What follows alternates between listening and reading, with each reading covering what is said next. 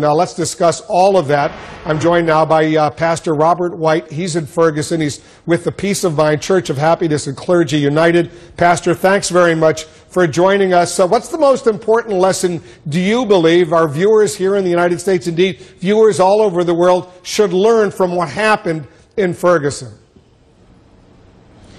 Thanks for having me, Wolf. I think the most important lesson that needs to be spread throughout the world even is that this grand jury was a joke.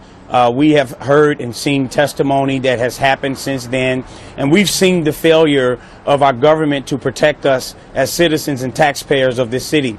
As Ed was talking about on this particular location, there's color, there's festivities going on, but on the other side in Ferguson, there was fire, there was brimstone laid out because the governor, who said he had a plan, said he was going to protect the citizens, they sat back and allowed buildings to burn, businesses to go out of business.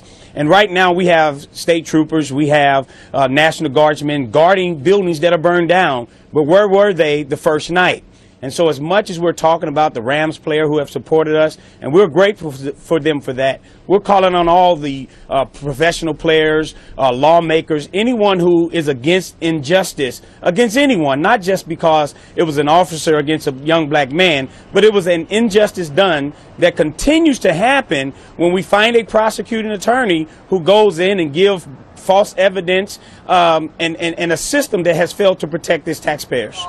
What did you make, we're showing these protests, these are live pictures coming in from the Justice Department here in Washington, D.C. right now. What do you make of these protests that are developing, not just in Ferguson, but all over the country right now, Pastor? Well, the thing we have to understand, Wolf, is that the Department of Justice was in Portland, they were in Cincinnati, they've been in New York, they've been in New Jersey, and they're here in St. Louis.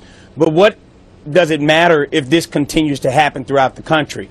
So I'm hoping that when President Obama calls for his meetings today, that he allow persons like myself or others who will come to the White House and speak about the continual police state that this country is in.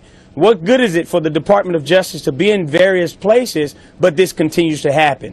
We're calling for community policing. We're calling for our police to become officer friendly once again. And we're asking the President of the United States, the Department of Justice, and all lawmakers to take a closer look at what's happening throughout this country. Do you have confidence in President Obama and Eric Holder, the Attorney General of the United States? Why were you, it may seem obvious, but why are we at the... Well, what we have confidence as a pastor is I have confidence in the Holy Spirit.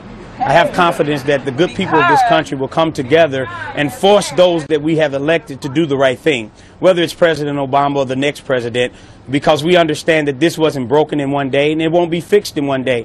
But if we can start the dialogue, if we can start the conversation and force Eric Holder, President Obama, Governor Nixon, and all those folks who are in authority to take a closer look at what's happening to the taxpayers and the citizens of this country.